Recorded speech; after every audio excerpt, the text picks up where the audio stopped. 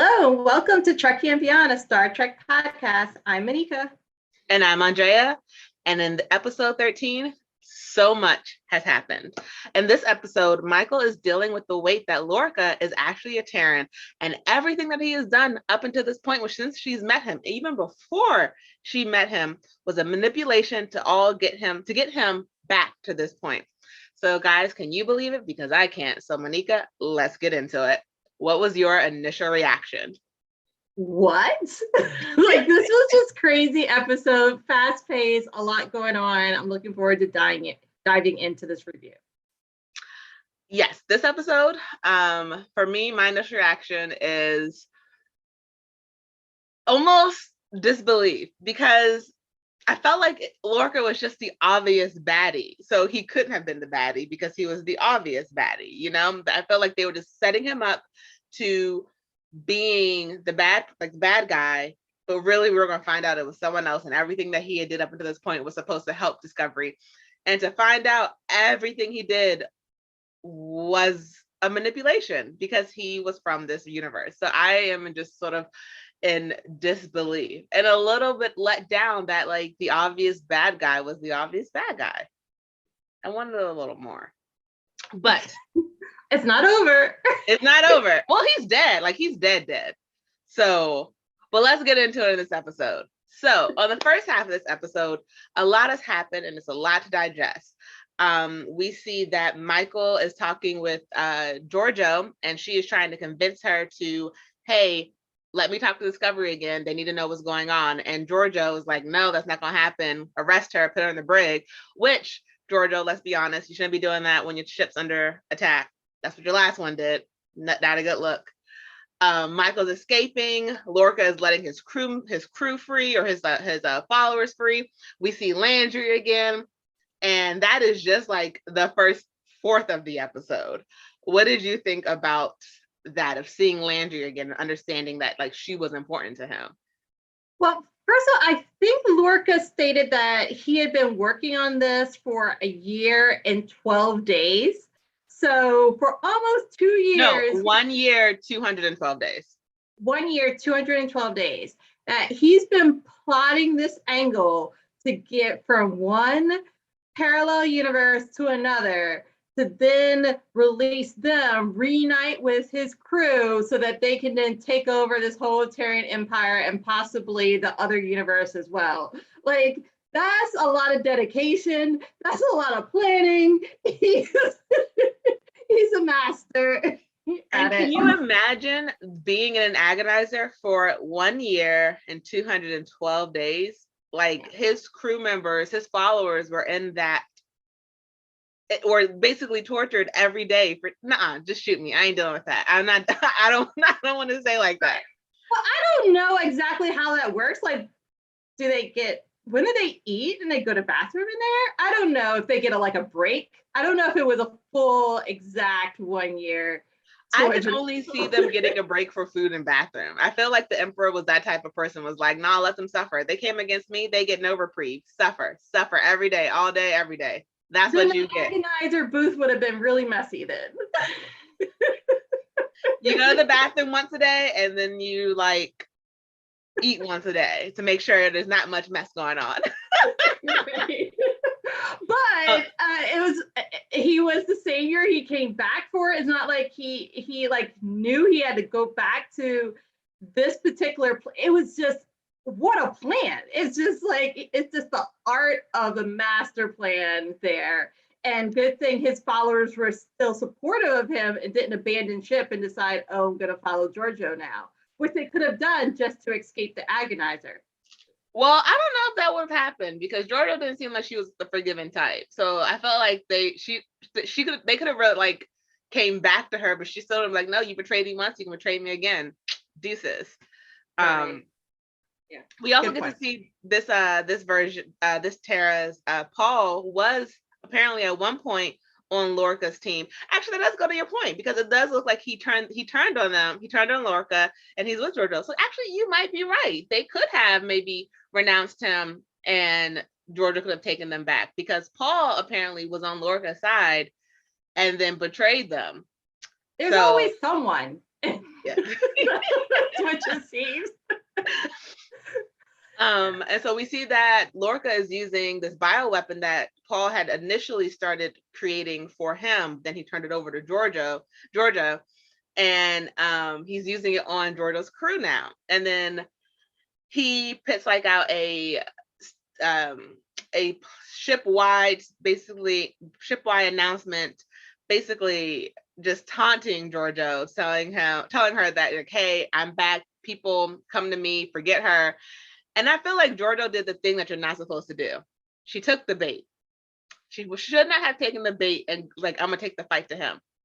No, Giorgio, you don't do that. You don't do that, because the last time you did that, it did not work for you. Even though that was a different version. Stay where you have the high ground. Don't go to them. What did you think of Giorgio in the scene where or what did you think of the scene in general of Giorgio basically going up against Lorca's people and like losing? Right. So I think she's a proud emperor. She wants to defeat him, and she's been searching for him. And there was this cute coup. So there's this backstory, and she just wants him dead by all means. And she wants to take, because it was interesting to me that she was the first one to join them in that corridor. She didn't send out her crew first and then she entered later. She was the first one there, and then the rest of her crew joined behind her, and she had her gun ready to fire, her phaser. But she's taking it too personal. And she is. No, you're right. She is. Keep going. And I think she also knew, because it was smart, I guess, this meeting location, because they already had some weapons planted in the walls in that corridor. So maybe she thought she had a plan for this best location and a force field already planned so that she would stop at a particular point. And she just thought she was going to be on the offensive and that she was going to be able to play Lorca. Little did she know that Lorca also had his own weapon, and that's Paul, with all of the knowledge of the way that this hallway was set up in the corridor. And Paul just helped them to navigate, because Paul also turned against Giorgio and helped Lorca. Against his will, though. I'll say that. Paul was helping Lorca against his will, because he was hiding from him at first. You're right. And Lorca saw the glitch in the Matrix and was like, "Oh, get over here." And he's like, "Oh, well, I'm surprised you're alive." Paul was not happy to see him. I feel like at that, right. This Terran Paul was not my Paul. Like, hashtag. Oh no! Paul. Right, I agree with you. This Paul flip flops to whatever he needs, whatever side he needs to be on to survive. And then he's also using his powers of engineering for evil, which I don't like. To use the spore drives and the my serial network to make a weapon. Mm-hmm. And that was Lorca's plan the whole, because so I didn't catch this until the second time I watched it. This Paul also developed some sort of other bioweapon. And so it was a bioweapon that like basically almost gassed people. Like you saw when people were falling on the ship, Lorca, he was originally creating that for Lorca, because Lorca asked him, "Did you finish it?" And he was like, "He did." And so it's like he created that weapon for the intention of killing people. And like if you're referring back to when like the whole with the Ripper, I feel like whatever happened to them was an accident, though. Like that was probably a byproduct of something, and then Ripper getting out and then like killing everyone after the fact. But like whatever initial bio issue that could have happened, I think that was more of an accident versus this Paul intentionally trying to kill people. Because our Paul was a douche, but he wasn't that much of a douche. Right. And our Paul, many episodes ago, told Lorca that he did not want to be involved in war. Yeah. He wanted to be focused on science, and that he wanted to even go back to Starfleet headquarters to focus on his science. And Lorca was like, no, that's not what our mission's about. So it's interesting that these two Pauls have, I mean, they have like their thought process is to learn more, but for like their reasonings behind it, one has an honest and good, like, I just want to know and invent, and the other one's like, I want to kill people, so and survive. Right. It goes to show, like, is it the environment that influences us to do these certain things, or other traits? We'll see more. And so while all of this is going on in the ship, as Michael had escaped from Giorgio trying to put her in the brig, which again did not make any sense, because you're already fighting a front on one battle, don't fight on two sides, whatever. Michael gets in contact with the Discovery, and right before she does, the Discovery Paul realizes that the network, the Spore network, the evil Paul, I guess I'm calling him evil Paul because he is evil, the mycelial network that he was creating was actually poisoning the field. The way they were using it was basically destroying it, and that if his plan worked, all life, or if his plan failed, I should say, because I don't think that's what their plan was. But like, if their plan failed and their mycelial network actually did fail, it would kill all life on Earth. And so the Discovery is trying to like figure out, how do we stop this? And then, Michael gets in contact with the Discovery, and she has to break the news to them that their Lorca is not their Lorca, which makes me wonder what happened to our Lorca. But you can see the heartbreak on their face when they realize their captain is not their captain, and that like basically you have to stay in warp because he will kill you. And to see some of the characters, like the can't remember her name, but the Black woman with the dreads, how she was killed on Charon, and like you see her again on the Discovery, you're just like, yeah, honey, he gonna kill you. Stay there, don't come out. And then having to realize they still have to come out of warp because they have to destroy the energy source, otherwise they're all gonna die anyway. Right. That was such a heartbreak. Yeah, Saru can't be captured anyway. He's going to become an instant slave too. So that's a whole other thing. And he doesn't even know that yet. Yes. I am still waiting for her to tell him. I know that it makes no sense for her too, but it also would hurt him more if she doesn't. I feel like, because if it ever comes out, and then when we get to the end of the episode, we'll talk about why it could come out. She needs to talk to him one-on-one by themselves and explain everything that she had to do to survive. She needs him, like, she respects Saru to the point where I feel like, because literally this episode takes place probably 30 minutes after she ate a ganglia. So no, what she needs to do is just tell him, I wrote the report, read the report. Like, no, I wouldn't put it down. I wouldn't put it down. I wouldn't put it on the paper. I would just please read the report, section 15. Or like, I would say it in the video and then like have him watch it. But like, she needs to tell him. Because that is a lot for him to have to digest. I didn't mean to make that joke. I'm sorry. I'm so sorry. It'll be a lot for him to process. But she has to tell him, because she already lied to him, and there's a really good chance that he can find out now when we talk about in the second half of the episode that she lied to him. So I think she needs to tell him. But like, what else did you feel, or what did you think about the whole scene of her, basically, that her and the Discovery having to come to terms with?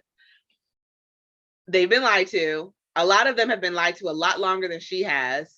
That basically everything that they have been doing up to this point has been a lie. Paul realizing that it was a setup for him to do those 133 jumps, that Lorca literally put Paul's life on the line for himself. Like, what are your thoughts on that scene? Like, what did you pick up? What did you see? What do you think is going to happen? Well, first of all, I'm glad they were able to quickly make that connection and believe her, because what if they didn't believe her? I mean, she's still like the mutineer, like, so there could be some trust issues, but they trust her now. But if they didn't, and they tried something else that would fail. They're like isolated because they don't have any other reinforcements available to them. Everyone's on the Emperor side. Even if they're against Giorgio, they're still on Lorca's side. So yeah, I see what you're saying. Right. And then also this whole time, their reality is not, they've been lied to. So there's deceit there from their own leader, their captain, and then also the values that they have with Starfleet to value life and to value the environment, to take care of the environment, because they were trying to save that creature. Can't remember the name of the creature. Ripper. But not just Ripper, the one that Henry Mudd came on. They thought, what was the name of that thing? Oh, that Seawell thing. Right. So they're all about saving the environment, but yet in this Terran Empire, they don't care about natural resources. They want to use it as a weapon, even if they use it to the last drop and it's never available again. So they want to ensure that life continues because that's part of their values as part of Starfleet. And the Terran Empire is completely different. And so it's a complete opposite in this mirror universe. Welcome back to episode 13. Okay, guys. So at the second half of episode 13, a lot goes down. We have Lorca is trying to track Burnham. We have Giorgio and Burnham having a nice conversation. We have Lorca trying to basically guilt Michael into staying, Michael trying to save her team, and the Discovery being total badasses and finding ways out of situations. So let's break it down and let's talk about it because it's a lot to digest. I meant to make that joke the second time. So it starts off with Michael on level 3, and she is trying to basically find either her way out of it or find Giorgio, because she needs to make her way to the throne room to bring down the field that would allow Discovery to destroy the mycelial network. And Lorca has an obsession with her, and he basically comes on the screen and is like, hey, Michael, come to me, because you don't really have a choice. And Michael ends up talking to him, and we see Landry, who is Lorca's like faithful sidekick number 2, basically is tracking her, but Michael's too smart for them because she basically masks where she is so that way Landry can't find her. And she ends up finding Giorgio, and they have a conversation where Michael basically admits that both versions of her betrayed Giorgio. And I thought that was a very interesting thing because they both sort of betrayed her in different ways. I guess Terran's Michael betrayed her to take over, and Michael, like, because she didn't think she was doing the right thing, I guess, for Terran's. And then our Michael betrayed our Giorgio because she didn't think she was doing the right thing when it came to the Klingons. And it's like, they're so similar but so different, but they both got betrayed. So what did you think about that part of the second half of the episode? Oh, I really liked the scene because it also showed how similar they also are. Because on one side of the table, there's Giorgio holding the pendant for Michael. Yes. And then on the other side, Michael's holding the pendant for Giorgio. I was like, they both still had these trinkets this whole time. So. It was nice to see that they both meant so much to each other in both universes. Because I still haven't seen their Hugh, which makes me feel like Paul wasn't worth Hugh's time, but whatever. Right, and I still want to know what happened to Michael in the Terran Empire. Like, where is she? Because her body has not been recovered. So we'll find out more, hopefully. I would like some closure there. But that exchange was really good. They talked about, just Giorgio didn't think that anyone was going to find her there in that room, but Michael also knew that that's her sanctuary. So they just know so much about each other. And it just seemed like they had known each other for a long time, even though they just met a day ago. Totally. It's it goes to show, like, no matter what universe they'll be in, they they mean so much to each other. So if this was like the multiverse and there's multiple other universes, like no matter what, it's like gives sort of a comfort to know that Giorgio and Michael will always find their way to each other. Hopefully Michael does not betray Giorgio in every universe in some way, shape, or form. Because we know that our Michael, again, the hill that I will die on from the beginning of this season, she betrayed her in order to save her, which was, I think, the difference between the Terran Michael betrayed her in order to take over, versus our Michael just wanted to save everyone. So they both did betrayals, but like the reasons behind them were different. But I do like that they band together to decide to take down Lorca together, which we needed that. We needed to see them come together. It gave me a little bit of closure. Yeah, I just thought that was a little too easy, because this Giorgio seems to have trust issues also. And it just seemed very convenient. Maybe could she just know that there was no one else there on the ship to help her? But it's just too easy for the two of them just to talk and then band together to take down everyone else on the ship. Knowing how sketchy Lorca is. I felt like, yeah, you're right. It was a little easy, but at the same time, it's like for both of them, how we could see in the beginning of the episode where Michael called her Philippa, and she was like, "I'm not your Philippa," just like you're not my Michael.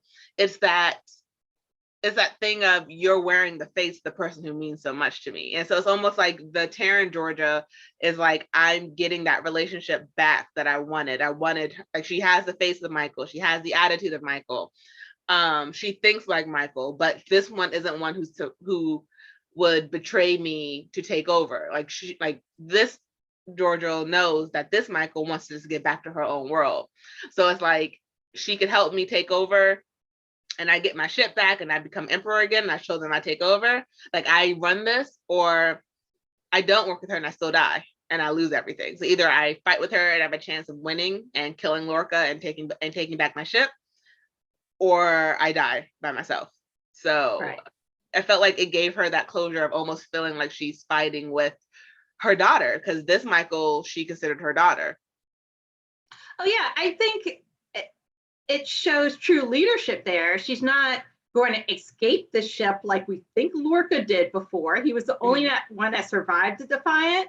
So like how she didn't just choose to like leave on an escape pod. She chose to stay on the ship. She's choosing to fight this to the bitter end, no matter what. And so, sorry. And so on the Discovery, we see that the crew, the core group, our core people of the crew, they are realizing that in order to destroy the energy source on Charon, that they have to basically use up all of their spores and you put it on the photon torpedoes to blow everything up, and realize that in the process that them themselves might die. But it's like one of the things where like you have to do it, because either you do this and you die and you save the universes and all the universes, or you don't do this and everyone like dies. And then we see our Saru, and I have to say, this Saru made me love him. I was just like, he's grown so much since episode 1. What do you mean this Saru? It's the same Saru. No, because this one was heartfelt. He gave a heartfelt speech. This was from his heart. This was not a scientific speech. This was not a probability. He was like, no, you know my species. We can predict death. I do not predict death for us today. We do not believe in no-win scenarios. And I was like, yes, I will follow you, Saru. I will follow you. Like, I was like, my little man's growing up. He better. He's the captain. He's the acting captain. So he has to step up now. But it was really nice to see that the Discovery crew understood that they were going to give up their lives. Like, even though like it was heartbreaking, there was that moment of it settling on all of them that, oh God, we're going to die. But no one said we can't do this. I like that until like Saru was like, no, we're going to do this, but we're not going to die doing it. We're going to find a solution. what did you think of this? What did you think of that scene? Just what are your thoughts? Oh, I loved it. I think it's a complete opposite leadership scene than Saru talking to the hand, kind of Saru. Yes, I was like, he's grown. Right. So he has stepped up. Tilly has stepped up. She's a lot more confident now Yes, the than hair before. down. I want to see more of that. I think it's the hair. Yeah. The hair is helping her. And her research, she's running the simulations there. They're not like ignoring her now. They're embracing, like everyone was there in a circle talking. So they showed. She didn't stutter once. She didn't stumble over her words. She didn't stutter. She didn't stumble over her words. She's so much more confident. And she's seen herself as a captain, even though her captain was Captain Killy. But it's okay. She can embody that without the killing. Yes. And I think bottom line, they knew that they're not home right now anyway. Mm-hmm. So take the risk, save everyone, and hope that Paul can also help them get back to their universe. And because it's better than where they're at now. Yeah. Like sitting ducks. They can't stay in warp forever. They cannot. And thankfully, Tilly and Paul, they do come up with a way to survive. They realize that once they actually blow up the energy source, they can ride the wave of it out, and there'll be enough spores in the air where Paul should be able to then take them home. So I'm very happy that they were able to come up with a solution, but I'm also happy that Saru had his moment of having a heart. And I don't want to say he doesn't have a heart, because he does care. He does care about his people. He does care about his crew. But like, this was a moment where you saw him truly as like, you are my family. Right. Where I'm not gonna lose you. Not like I'm just your captain, you're my crewmates. We saw him like think of these people as his family. And I was just like, I'm not gonna cry because this is just a TV show. This is only 2 seconds. But I might have a little, I'm proud. Yeah, it's a big character journey arc for him for sure. It really was. And so back on the Charon, because Lorca is being a total douchebag, we see that Michael and Georgiou have been pulled in front of him. They've allowed themselves to be captured. And Georgiou, being the badass that she is like, my destiny is to kill you. You're not for you to kill me. Basically saying, you may have think you've captured me, but I'm not going down without a fight. And Michael tells Lorca that you will only have my mind, but I'm going to stay only if you allow my crew and the Discovery to survive. And you only have my mind, basically meaning I'll be here, but I'm not my heart. Like, I'm not going to support you, but I'll give you my mind to save her team and her crew, her family. And I was like, okay, Michael, I'm respecting this decision. And then Lorca calls the Discovery. And you can see the heartbreak on their face. Even though Saru was acting all sassy, like, I want to hear from Michael, not from you, because you're not a trusted source anymore. But you can still see on some of their faces how upset they are that Michael was right. And not the fact that they didn't believe her, but the fact that like this was their captain who they all put their lives in his hands, and he just turned on them. Right. Well, he was also talking to them, telling them that he was also training them, and he was proud of how they had over time converted from Starfleet to like his Terran ways. He was giving a little speech there, and I think they were all kind of shocked that like, oh yeah, we were under your leadership, but you were brainwashing us, and now we're free. And little do you know, we have a plan. But they were listening. I do want to circle back to two things with the opening of the scene when they were entering in which Michael escorted Georgiou in a similar way in which she escorted Lorca in before, as like, here's my gift, here's my prize, I bring you something, but it's actually like a Trojan horse kind of thing. Yeah, she was doing the same exact thing that she did with Lorca. Mm-hmm. So I just wanted to pull out that and present that. And then secondly, I was wondering if there was a little bit more there when she said, you can have my mind only. Like maybe the other Michael and Lorca were, Nope. I don't know, Nope. had something Nope. else. I don't Nope. know. But No, because it was a little weird. no. The only reason I'm saying that is because Giorgio said that Michael latched onto him like a father. But then I think she said later on it became more.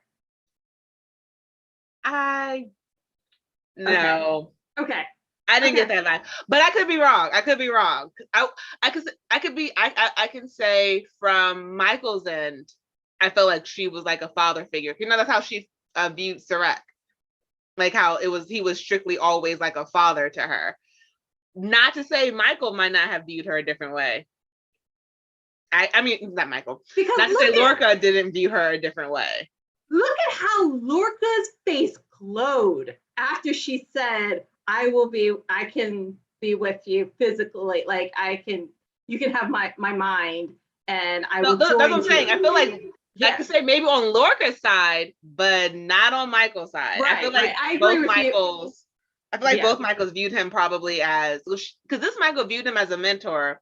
I feel like the other one just viewed him as a father figure mentor, and anything more just sort of seems gross. But there was that point where when he was getting tortured last episode where the guard was like, my sister Anna, and you discarded her, and he's like, something better did come along. So that you could, that just makes it seem so gross. He also reached out his hand to her when they were on one of the transport ships together. Like he touched her in what I thought was a creepy way. But he was always very creepy with her. He was always creepy with her. Yeah. But he seemed to glow the way Henry Mudd glowed whenever he was talking about his love. So that was just a little weird for me. I just wanted to share. Maybe there was something else, at least on Lorca's side, that he has a crush on. Michael. I hope not, because he's Lucius Malfoy. No one needs to be touched by him. But because it was a Trojan horse, we see that Giorgio and Michael start fighting back. And Giorgio can fight. Michael can fight. But Giorgio, this is why I love that actress, because she can fight. And she there was a great fight sequence between them. And in the end, she ends up killing Lorca, stabs him through the heart, and then kicks him into the mycelial network so he can evaporate. There's nothing left of you, dude. You are dead. And I loved every second of that fight scene. What did you think of the fight scene?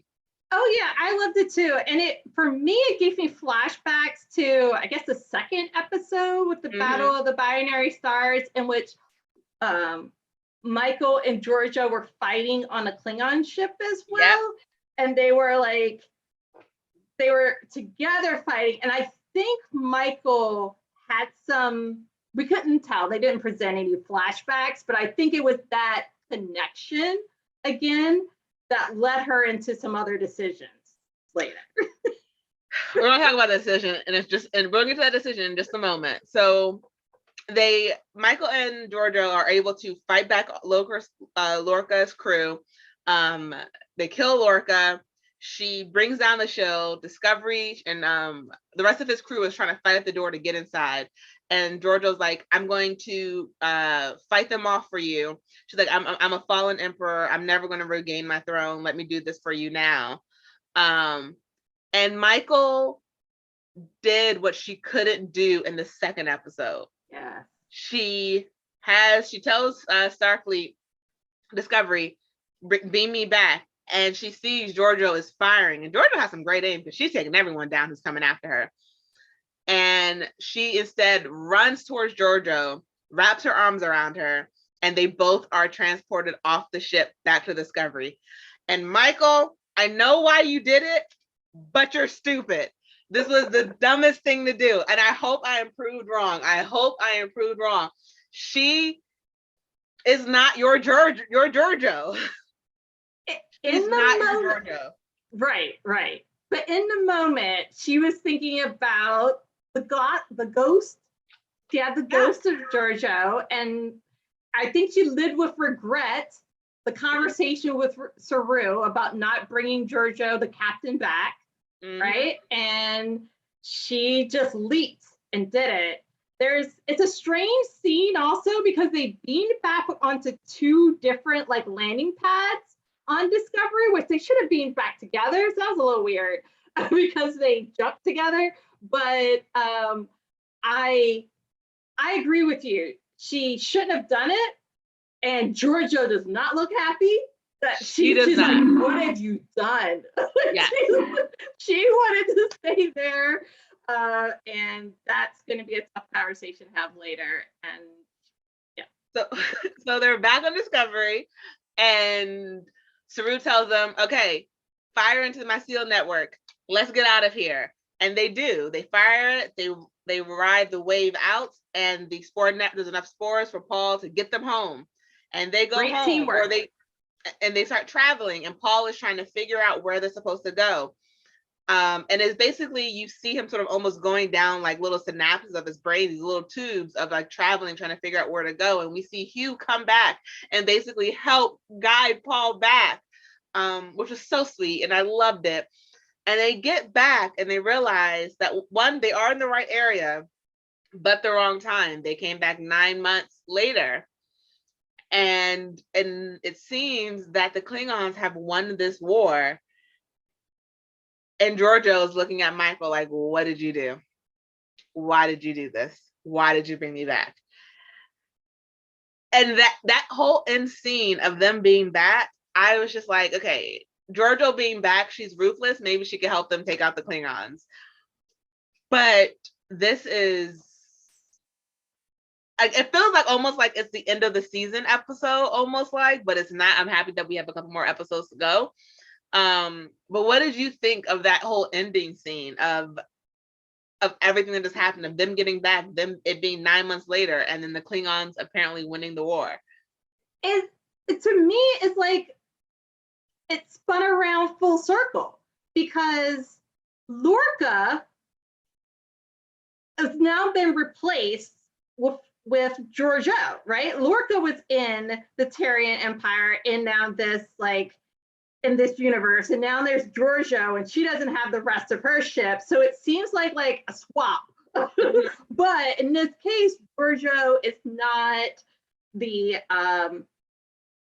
captain, and hopefully like this is recorded and there's nothing that happens, so Giorgio then leads a Starfleet ship.